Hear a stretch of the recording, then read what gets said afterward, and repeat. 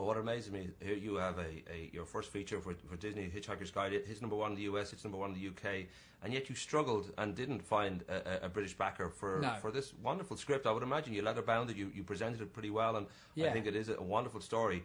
That must have been a shock to you, to the system, to realise that here you were, your labour of love, and you've had a hit, and you would think that this would be an easy job. I thought it would be easy to get the money after Hitchhikers because of its success, but actually it was the opposite. It was really, I think if we'd followed on from that style, if we'd done another sort of sci-fi movie or an action-adventure movie, then people would have gone, oh, right, you do that.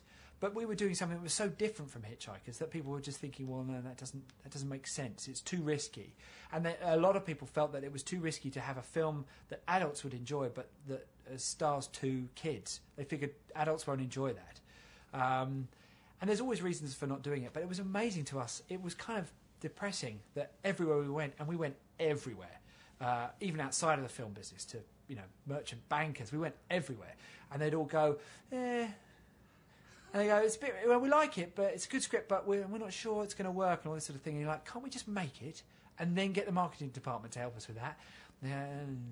So it was really tricky. And then, funnily enough, this woman in France read the script, rang us up, came to meet us for a cup of coffee, and 20 minutes later she said, let's do this. This is great. They're mad not to do it. And it hasn't come out yet. I really hope we prove those guys wrong. Well, that notion to that, it played in Sundance in 2007. It's been around the festivals. You've had, from that very first screening, you had a great response. Yeah. And there must be a sense, within the industry that this is, at least deserves to be a huge hit, but it has that sort of, such a feel-good sense about it that I would imagine that it will be a huge hit. I don't know whether... I don't know. No one knows whether it's going to be a huge hit. And it doesn't... I mean, the nice thing for me was the last year I've spent taking it round to film festivals. And the lovely thing about those, because I've never been to those before, is people there are discovering movies. They haven't been sold them. They've never seen a trailer or a poster for Son of Rambow. They're just turning up to see what this thing's all about. And you see an audience kind of get completely captivated by it, and all the things that you wanted the film to do, actually it does. That's the most rewarding thing of it all. Whether it's a box office hit or a failure, I can't... That's out of my hands. But certainly I've made the film that I wanted to make, and I'm really proud of it. Well, I was going to say, at the very, very least, it'll be a Harold and Maude. If it isn't a huge hit, it'll be one of those movies that people will, I'm sure, absolutely adore when they do see it and find it and all the rest. But that's if it doesn't become a hit. But are there other films that you thought of? We mentioned before the cameras rolled a movie that came out long after you'd put this script together, the Irish film Mickey, Beau and Me, and some people are saying this is England just because of the era and the sense of a child. I don't know whether there were reference points or whether you spoke to others like the kids about what you were aiming for. We never really directly referenced any other films. I'd seen Mickey, Beau and Me, and that's a brilliant film, but we never...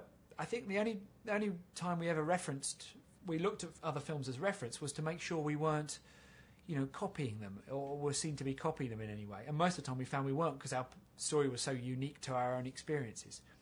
But no, I think we were most influenced by films like Harold and Maude, and that sort of period of really interesting, odd sort of characters, but with a universal theme. That was always what we were after, like a big story but with little characters.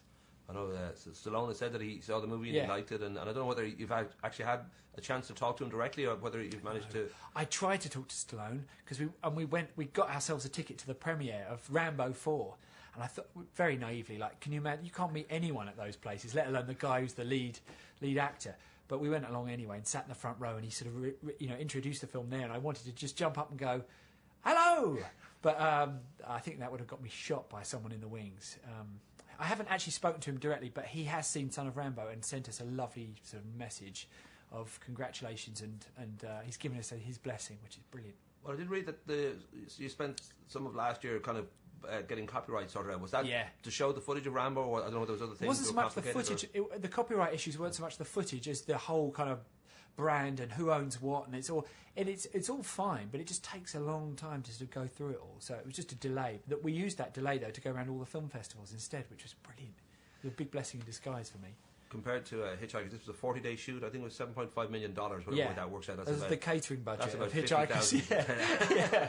But that, I'm guessing that was a much easier, and happier maybe conditions to work under. Or whether you feel, well, no, actually, big budget's great, small budget's great. I don't have a problem with budgets at all, because the actual day-to-day mechanics of filmmaking is very much the same. You're always running out of time.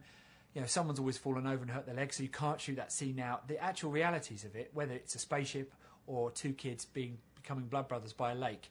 It's always the same kind of stuff going on. As far as budget goes, I'm fine with big or small. The only thing I don't like is loads and loads of people that aren't doing anything. The only trouble we found with Hitchhikers was you go into a set and you think, who's all those guys over there? And they'd be like reading their papers and eating all your buns. And you'd never find... I still don't know who half those people were. I think they're mainly special treats, as far as I know. They tend to go on set a lot. And they're sort of waiting to do a little bit of an EPK thing, and they're just, they're hungry. They gotta eat. It was one of those things. It was one of those things where we thought, we'll stick to our own way. So even if we do a big film, I'd still like to do it with as few people as possible.